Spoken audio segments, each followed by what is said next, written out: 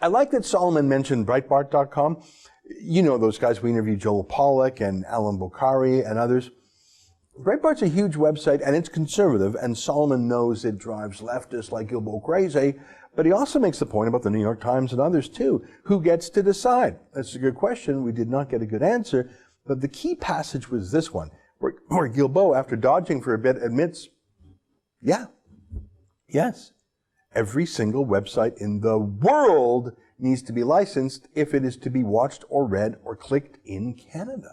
Let me talk about the scope of this new regulatory body, the new regime. In order to make Canadian content what they call discoverable, easy to access, there'll be the imposition of requirements on what you guys call sharers or aggregators, content creators. I'm going to read you what it says in the report. Links to the websites of Canadian sources of, quote, accurate, trusted, and reliable sources of news with a view to ensuring the diversity of voices. Question, sir. Who will determine what trusted news sources are? The government? Is it appropriate for the government to determine what's a trusted news source? First thing I have to say is this is a panel that was created by our government in 2018. They went across the country. They've met hundreds of people, experts. They've received close to 2,000 submissions as part of their work. And these are recommendations for the government. As you said initially, there's 97 of these recommendations. So it's not the government of Canada saying this is what we're going to do. This panel is making recommendations to us, and we will be studying these recommendations very closely. I've heard some people say that, oh my God, the government is going to decide what we see on the web. Hold on a second. Canada is not about to take over the World Wide Web. That's not what we're talking about here, not at all. So he started off with a lie. He implied this isn't a government commission, and he said he'll study their report, and he said he wouldn't take over the World Wide Web, which actually no one accused him of doing. But Evan Solomon is smarter than your average journalist, so he simply asked the question again instead of accepting that BS. Yeah, but sir, to be fair, you've got an agency that wants to enhance its scope of powers to determine what's a trusted news source. So the first question will be, who's to define that? You've got a lot of these groups. This is a recommendation, Evan. Okay, it's no, but the CRTC hasn't decided.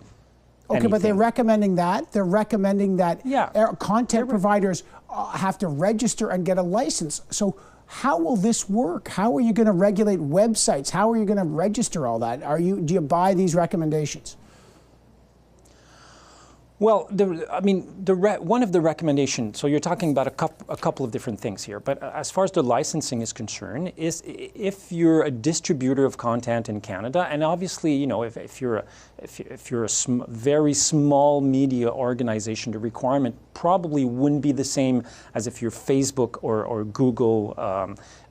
So there would have to be some proportionality embedded into this, but we would ask that they have a license. Yes, just like right now, but with the old system in Canada, distributors needed to go to the CRTC and to have a license. Oh, so they will have to register with the government companies, big and small, just all of them. So big companies like Facebook and little ones, I guess anyone on the internet, because you don't have to have a company to have 1 million followers on a social media platform or to set up your own website. Listen to this. I'll just raise some of these red flags. There is a concern that the panel wants to regulate international companies as well. So let me take an example of a controversial site like Breitbart. How would the government force a company like Breitbart, the New York Times, Mother Jones, the Daily Mail, how would they force those companies to comply with rules of Canadian content, discoverability? And if they don't comply, what happens? Will Canadians be blocked from accessing international sites? I don't think that's what's recommended in the report, that these sites be blocked in Canada. I'm not sure I see what the big deal is. I mean, we have an incredible number of international corporations that are operating in Canada in all sorts of sectors, in the financial sector, in the construction sector, in the energy sector.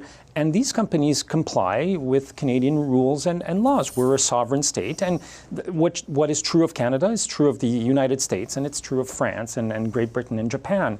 So we're not asking these companies to to do this extraordinary things that no other companies have been asked to do before. We're asking them to simply abide by the rules and regulations that we have in our country. But Minister, digital world is different than shipping logs, and you know that. So in a way, he does seek to take over the World Wide Web. I mean, they mentioned Breitbart earlier. They're based in Los Angeles. Breitbart has reporters around the United States, and all you have to do here in Canada is to click on it. Do you think that Breitbart in Los Angeles, lovers of the First Amendment, by the way, do you think they're going to come up to Canada and fill out paperwork and register with Stephen Guilbeault and get a license? You think they're going to do that? And when they don't, and when 1 billion other internet companies around the world laugh at Stephen Guilbeault, well, they won't even laugh because they won't even be listening to them. They won't even care. They won't even hear about this. What's he going to do about it? He's going to sue them?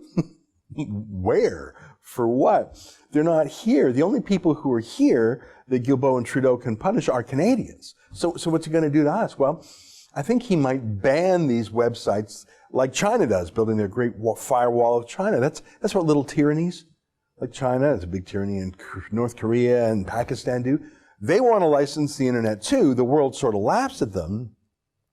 So they ban the internet. So yeah, Facebook's shut out of the lucrative ad market of Pakistan or whatever. Twitter's heavily censored there. So basically Pakistan, North Korea, Iran, China, places like that, they blindfold their own people. Because their people won't stop looking at things the government doesn't want them to look at. So they block their own people from learning about the world. In China, where it's most developed, it's called the Great Firewall of China. That's an excerpt from the Ezra Levant Show, which is a show I do every day.